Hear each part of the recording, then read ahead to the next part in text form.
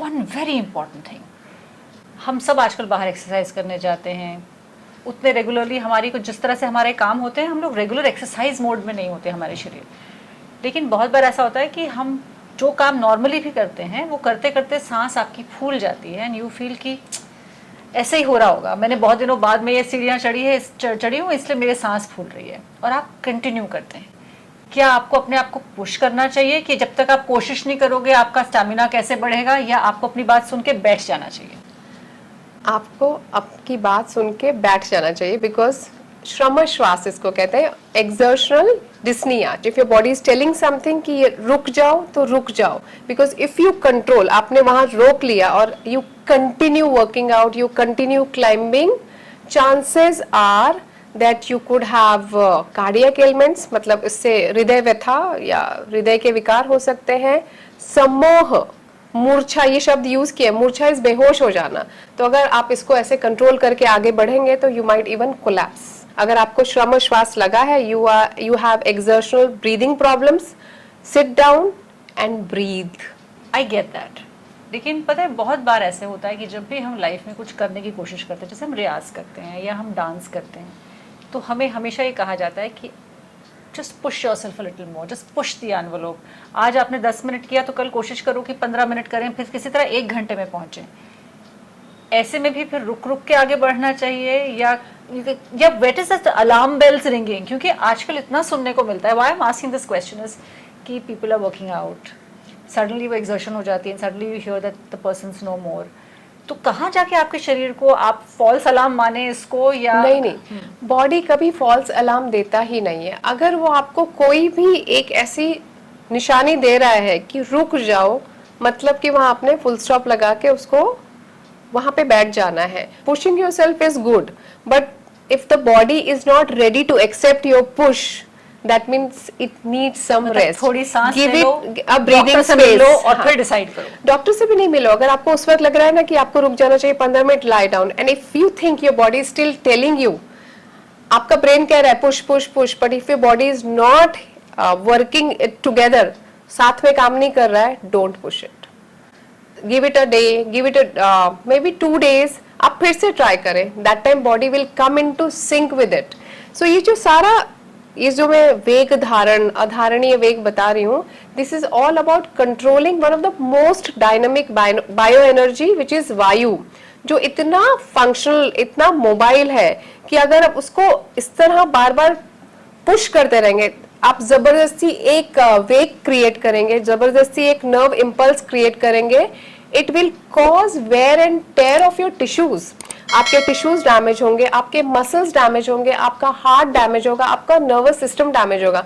It is about an air जो एकदम खुली छूट गई है और आप उसको कंट्रोल करके उसको और ट्रैप कर रहे हो। तो जब वो निकल रही है ना, निकल जाने दो, sit, let it go away and let the body decide that it wants to do whatever it wants to do at that moment. You don't push it.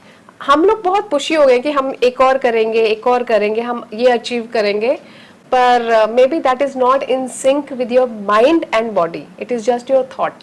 Just so that nobody misunderstands you, जब वो कह रही थी कि नहीं immediately आपको alarm bells ring करके doctor के पास नहीं भागने की ज़रूरत है, इसका मतलब ये नहीं कि अगर आपको लगता है कि ये थोड़ा ज़्यादा हो रहा है, या और क्या क्या कंडीशंस हो सकती हैं साथ में जिसको अलार्म बेल रिंग करके आपको डॉक्टर तक पहुंचना चाहिए? ये बॉडी का डिटॉक्सिंग प्रोसेस है। Body is throwing out something from the body which is a natural elimination process to maintain homeostasis of the body. Body का बैलेंस बनाए रखने की जरूरत है।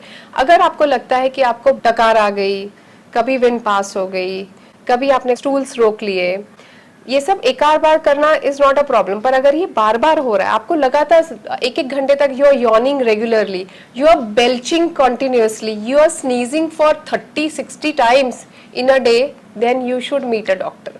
एक आध बार हो रहा है and you let it go, but if it becomes a sign and a symptom and it is happening recurrently, you please meet a doctor. ये मैंने इसलिए बात पॉइंट आउट की क्योंकि जब हम एक्सरसाइज कर रहे थे तो मुझे याद है I called you up and I said कि I am feeling uneasy and you said wait, sit down, देखो पल्स ठीक है, देखो द बीपी इज फाइन। अगर वो सब कुछ ठीक है then you are generally all right, otherwise you should go to a doctor and get yourself checked. Risk कहीं मत लेना, एक आध बार चीजें हो रही हैं, योर बॉडी विल एडजस्ट, पर ये लगातार, मतलब रोजमर्रा की जिंदगी में आपको लगातार छींकें आ रही हैं, आप दिन भर यू फीलिंग टायर्ड, आपको बहुत उबासियां आती हैं, आपको बहुत डकार आती है, तो these are signs and symptoms of underlying ailment. So body is giving you signs that you have ailments. और जो सबसे अहम मुद्दा है, जो हम बचपन से ही सबको सिखाना शुरू करते हैं बच्चों को, कि बेटा खाना खाते समय या suddenly out of the blue, अगर आपको if you want to pass wind, ये इससे सरल तरीका नहीं है मेरे बोलने का, pass wind you have to run out of the room और hold it, control it.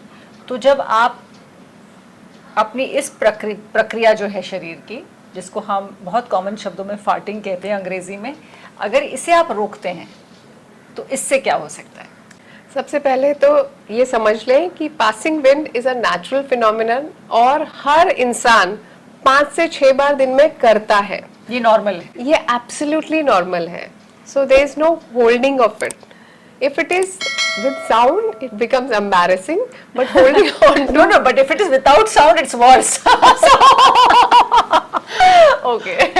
but if you hold on to it, it can lead to digestive problems, flatulence, indigestion, constipation, and also leads to fissures. Fissures is a disease of rectum, जहाँ पे मतलब आपके anus में चीरे पड़ जाते हैं, and it is very painful for people to pass stools. It's उसमें तो not- ब्लीडिंग भी होती है, पाइल्स उसमें- उसी को कहते हैं. नहीं, पाइल्स डिफरेंट है, फिशर डिफरेंट है. फिशर इज लिटरली स्किन फट फट जाती है. जाना. तो ये वो सारी चीजें हैं जहां हम कहते हैं कि अपनी बॉडी की सुनो, your body is telling you detoxifying itself. लेकिन you also spoke to me about urges that need to be controlled for the proper functioning of the urges that should not be controlled. जो धारण करने वाले वेग हैं वो है आपका अतिराग, ईर्ष्या. अतिराग इज अटैचमेंट. अटैचमेंट, ईर्ष्या इज जेलसी, भय, शोक. भय तो सबको पता है, फियर. शोक, एंग्विश, सैडनेस. लोभ, लालच बहुत ज्यादा, क्रोध, इन सबको आपको कंट्रोल करना है. व्हाई? बिकॉज अगर आपने इनको कंट्रोल नहीं किया तो in and it will only start damaging your internal homeostasis. आपका जो माइंड बॉडी बैलेंस बना हुआ है ना, वो आपका बिगड़ जाएगा. जब आप बहुत गुस्सा करते हैं आपका पित्त खराब होता है, which also causes digestive problems. अगर आपको भय है, शोक है, ईगो है, it will cause a lot of वायु इम्बैलेंसेस. तो आप देखेंगे इरिटेबिलिटी बढ़ी रहेगी. आप ये जो आपके डिटॉक्स प्रोसीजर्स हैं, अर्जेस हैं जो नेचुरल हो रहे थे, उसमें एक्सेसिवनेस आ जाएगा.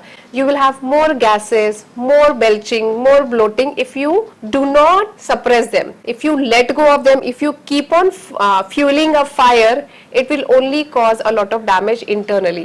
Apart from that, your interpersonal relationships are affected. So that also causes a lot of misery within us. Obviously हम बाहर किसी से लड़के आए बेमतलब तो खुद भी बहुत बुरा लगता है. ऑफ कोर्स बाहर अपनी फैमिली में, if you are always on an ego trip, आपको लगता है आपसे अच्छा कोई नहीं है, आपसे कितने लोग बात करेंगे, and that causes an unhappy environment. और हमारा जो एंटायर प्रोफाइल है, जिसको मैं वात पित्त कफ कहूंगी, बैलेंस कहूंगी, होम्योस्टेसिस कहूंगी, ऑल्सो रेगुलेट्स माई जीन्स. और ये जो एपिजेनेटिक्स है, जिसमें डाइट, लाइफस्टाइल सब आता है. एपिजेनेटिक्स मीन्स वो फैक्टर्स जो मेरे जीन को म्यूटेशन पे इफेक्ट करते हैं, उसमें ये पार्ट भी आता है. तो अगर आपने अपने ये वाले अर्जेस कंट्रोल नहीं किए तो चांसेस है, if you have an underlying disease, it will just manifest itself faster. This is so fascinating to know, क्योंकि ये हमेशा हम सोचते हैं कि आयुर्वेद है, होम्योपैथी है, ये सारे वो स्ट्रीम्स ऑफ मेडिसिन हैं जो सिर्फ आपकी उस बीमारी का इलाज नहीं करते, वो आपकी पर्सनालिटी को समझ करके फिर इलाज करते हैं. हाँ. क्योंकि आपकी पर्सनालिटी करेक्ट होती है तो आपकी बाकी प्रॉब्लम्स भी सॉल्व होती हैं. यू ऑल्सो मैंशनड वंस कि इवन समथिंग लाइक एक होती है ह्यूमिलिटी और एक होती है अपने आप को दूसरों से कम समझना, जिसको हम क्या कहते हैं, inferiority complex. Even that is bad for you. हाँ, that urge also needs to be controlled. ये वाला जो है ना, कि जब मुझे लगता है कि मैं सबसे कम हूँ, इस पे आपको कंट्रोल रखना है. आप लाइफ में नाराज से रहते हैं फिर. निर्लज्जता पे, शेमलेसनेस पे आपको कंट्रोल रखना है. चरक संहिता की बातें कर रही हूँ, उसी में मेंशन है, तो ये शब्द मुझसे मिस हो गया था, पर निर्लज्जता पे कंट्रोल होना चाहिए. You should not exhibit some things which are not suitable to external and internal environment both. Ayurveda की एक बड़ी खूबसूरत बात है कि ये आपको मेंटली, फिजिकली और स्पिरिचुअली हील तो करता है। और आयुर्वेद जब हमने पढ़ा था तो इसकी डेफिनेशन है कि ये अनादि है, अनंत है और शाश्वत है। तो इसका ना स्टार्ट है ना एंड है, and it is suitable for all time periods, even in today's time. When you learn all these things and apply to your daily lives, you will realize that you are healing so much better and you live a complete wholesome life.